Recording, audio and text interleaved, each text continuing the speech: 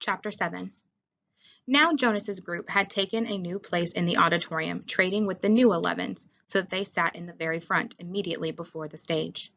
They were arranged by their original numbers, the numbers they had been given at birth.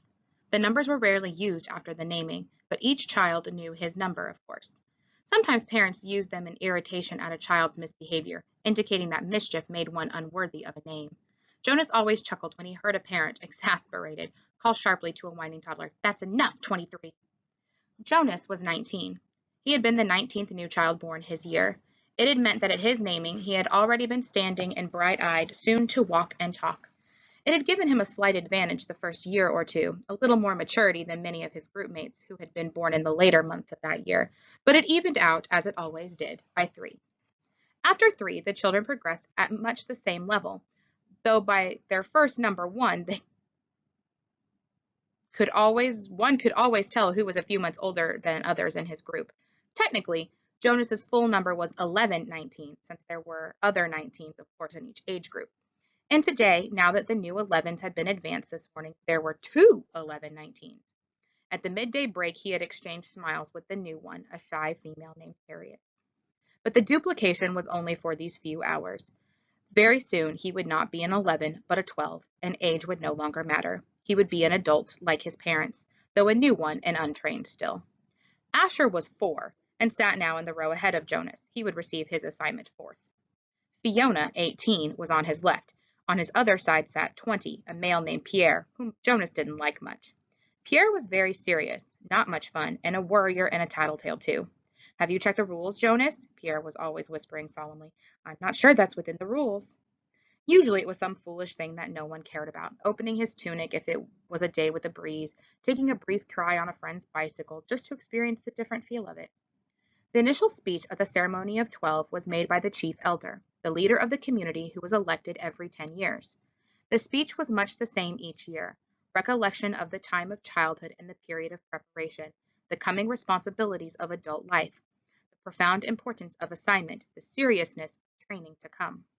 Then the chief elder moved ahead in her speech. "This is the time," she began, looking directly at them, "when we acknowledge differences.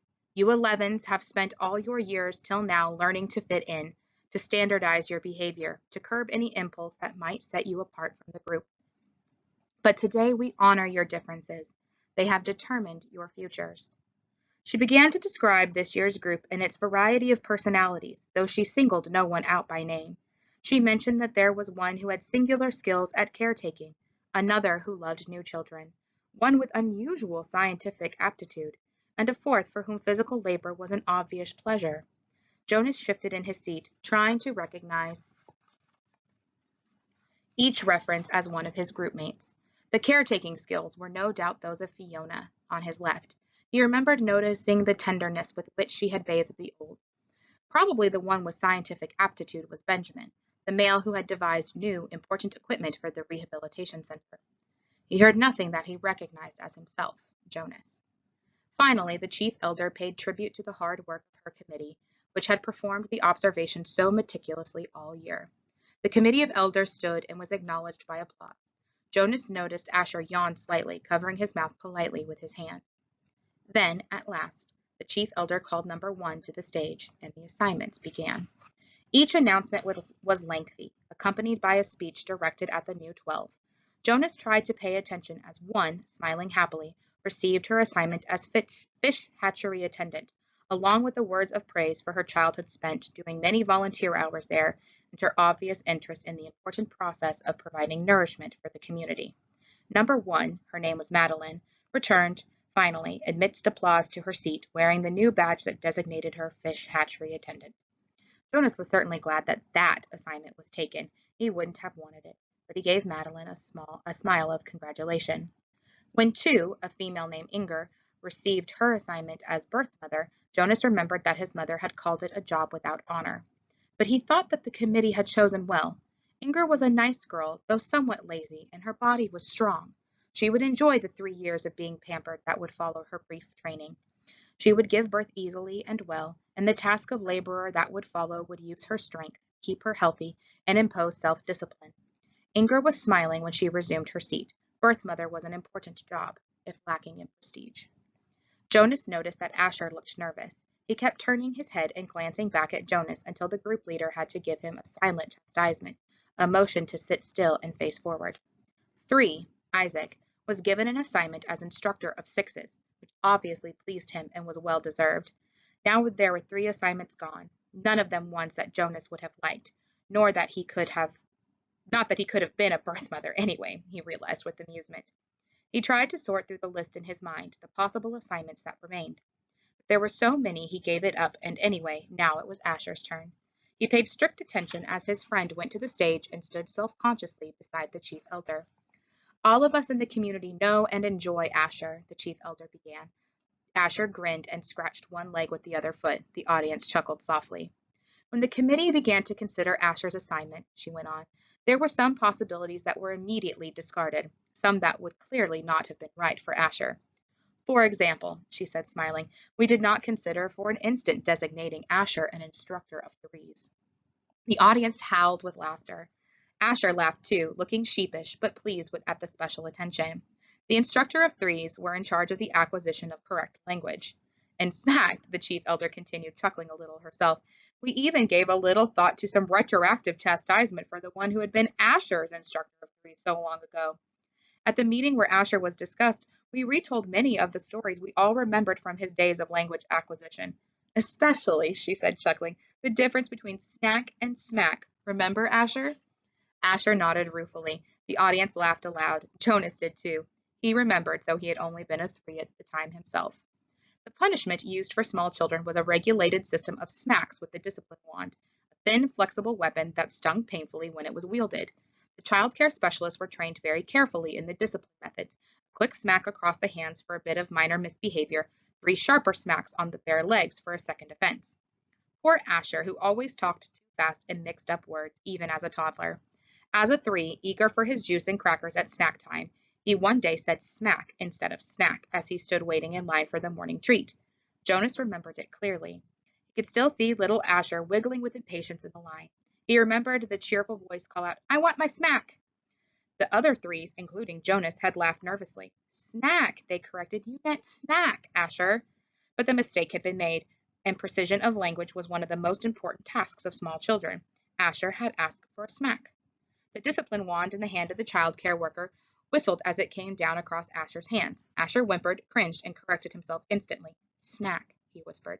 But the next morning he had done it again, and again the following week. He couldn't seem to stop himself, though for each lapse the discipline wand came again, escalating to a series of painful lashes that left marks on Asher's legs. Eventually, for a period of time, Asher stopped talking altogether when he was a 3. For a while, the chief elder said, relating the story, we had a silent Asher, but he learned. She turned to him with a smile. When he began to talk again, it was with greater precision, and now his lapses are very few. His corrections and apologies are very prompt, and his good humor is unfailing. The audience murmured in agreement. Asher's cheerful disposition was well known throughout the community. Asher, she lifted her voice to make the official announcement, we have given you the assignment of Assistant Director of Recreation. She clipped on his new badge as he stood beside her, beaming. Then he turned and left the stage as the audience cheered. When he had taken his seat again, the chief elder looked down at him and said the words that she had said now 4 times and would say to each new 12. Somehow, she gave it special meaning for each of them.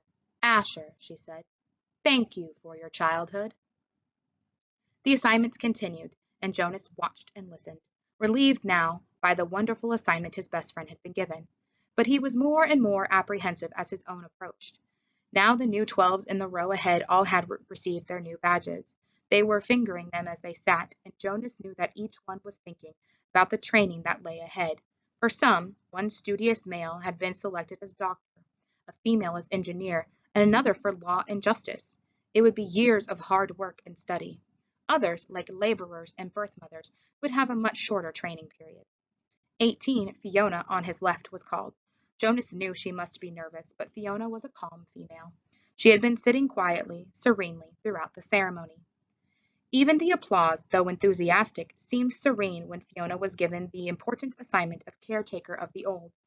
It was perfect for such a sensitive, gentle girl, and her smile was satisfied and pleased when she took her seat beside him again. Jonas prepared himself to walk to the stage when the applause ended, and the chief elder picked up the next folder and looked down to the group to call forward the next new 12. He was calm now that his turn had come. He took a deep breath and smoothed his hair with his hand. 20, he heard her voice say clearly. Pierre. She skipped me, Jonas thought, stunned. Had he heard wrong? No. There was a sudden hush in the crowd, and he knew that the entire community realized that the chief elder had moved from 18 to 20, leaving a gap. On his right, Pierre, with a startled look, rose from his seat and moved to the stage. A mistake. She had made a mistake, but Jonas knew, even as he had the thought, that she hadn't. The chief elder made no mistakes, not at the ceremony of 12. He felt dizzy and couldn't focus his attention. He didn't hear what assignment Pierre received, was only dimly aware of the applause as the boy returned wearing his new badge. Then 21, 22. The numbers continued in order. Jonas sat, dazed, as they moved into the 30s and then the 40s, nearing the end. Each time, at each assignment, his heart jumped for a moment and he thought wild thoughts. Perhaps now she would call his name? Could he have forgotten his own number? No, he had always been 19. He was sitting in the seat marked 19. But she had skipped him. He saw the others in his group glance at him, embarrassed, and then avert their eyes quickly. He saw a worried look on the face of his group leader. He hunched his shoulders and tried to make himself smaller in his seat.